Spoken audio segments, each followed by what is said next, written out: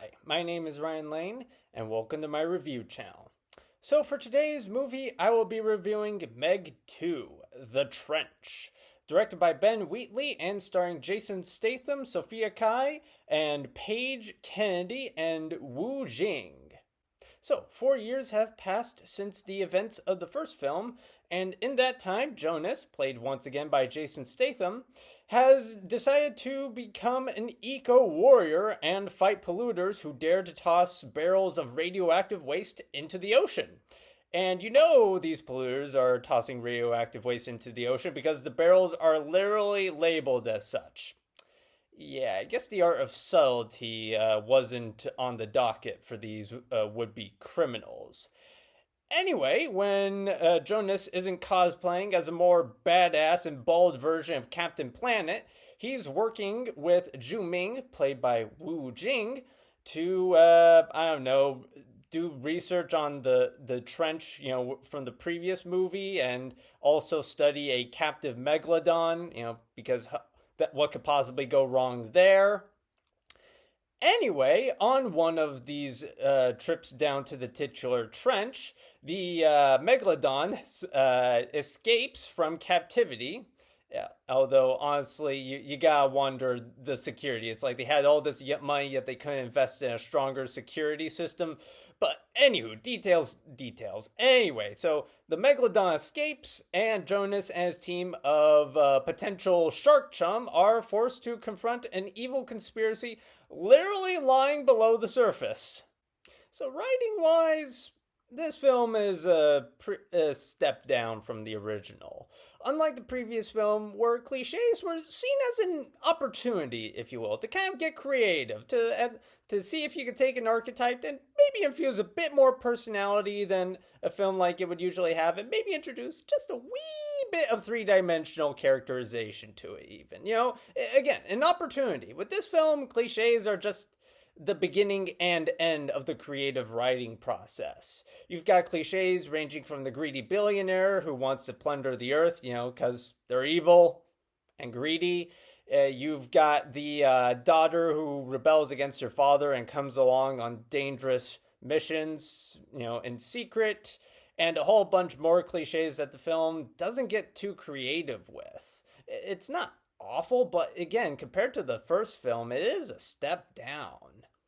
The film also takes itself way too seriously in the first half of the movie. Like this film tries to get the waterworks going for characters that you barely know anything about. Like honestly, there's this one big dramatic moment where a character dies, and the film dedicates a pretty big, well, maybe not a huge amount of time, but it's a plot beat to be certain.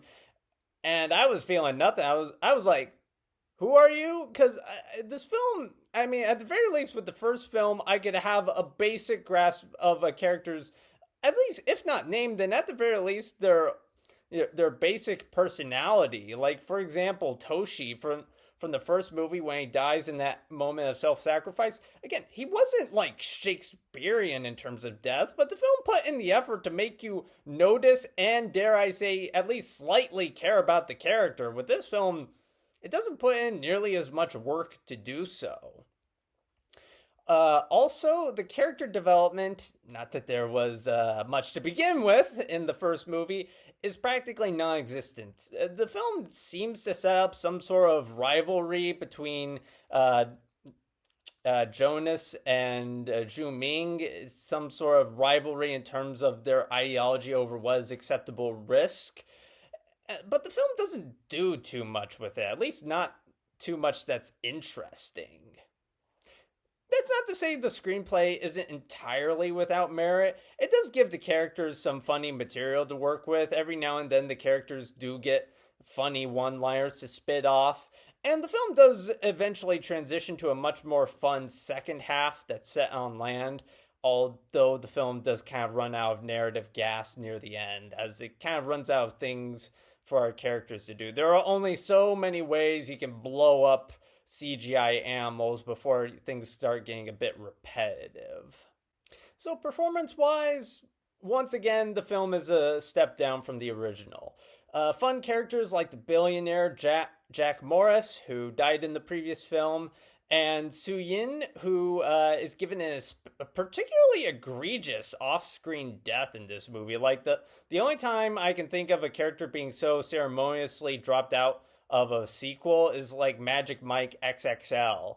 And so anyway, and in place of these fun characters are just boring cliches. Like you've got a greedy billionaire Driscoll, who played by Sienna Gilroy.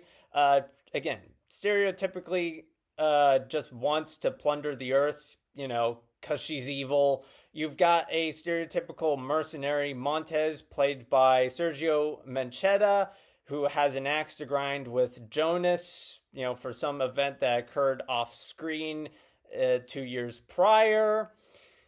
But thankfully, not all the characters are boring. Like, for example, again, there's Ju Ming. He's a scientist with a penchant for getting into trouble, and he's a bit of an adrenaline junkie.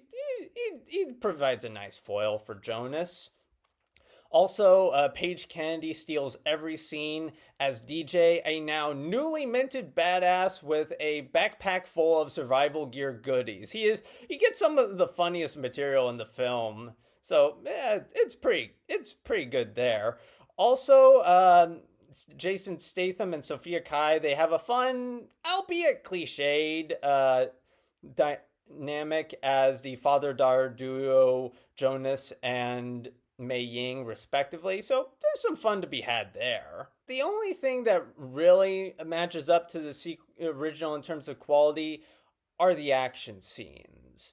The CGI, is mostly unchanged from the original, but in this era of CGI that looks way cheaper than the budget would suggest, looking as good as the original is a decent bar to hop over. The film doesn't have quite as many memorable set pieces, but it does manage to avoid ripping off the original wholesale. Like, there is some creativity to it, unlike the film's writing with regards to its characters. And while the set pieces aren't quite as memorable, a la Jason Statham riding a shark and stabbing it in the eye with a spear, the film does manage to come up with at least a few new creative set pieces, with my personal favorite being one where Jonas free swims out in open water. So that was fun. So, though it features plenty of fun and improbable CGI shark action, Meg 2 The Trench is a noticeable step down from the original. So with all that in mind, I will be giving Meg 2 2.5 out of 5 stars. Anyway, thank you for watching. Have a good rest of your day. If you like this review and would like to see more like it, be sure to like and subscribe and leave a comment down below. And for today's comment section prompt of the day, what is your favorite shark movie and why?